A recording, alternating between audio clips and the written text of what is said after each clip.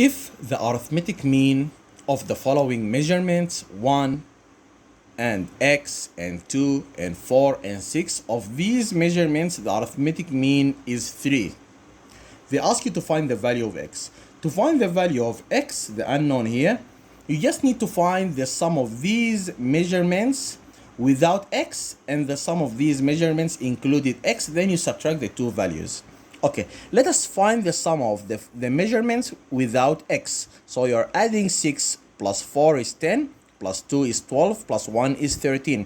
So 13 is the sum of how many measurements? 1, 2, 3, 4.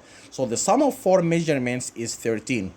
If you want to find the sum of all measurements included x, so you're talking about the sum of 5 measurements, not 4 measurements, 5 measurements, because 1, 2, 3, 4, 5.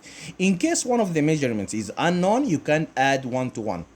Okay, in this case, you have to use the rule that the sum of measurements, the sum of any number of measurements equals the number of measurements by the mean. Here, how many measurements do we have? We have 1, 2, 3, 4, 5 measurements. 5 measurements multiplied by the mean. The mean is 3. So 5 by 3 is 15. So 15 is the sum of 5 measurements.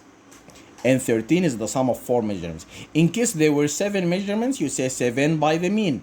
So the number of measurements multiplied by the mean gives you the sum of any number of measurements. Now if you subtract 15 minus 13, the answer is 2, so your x is 2.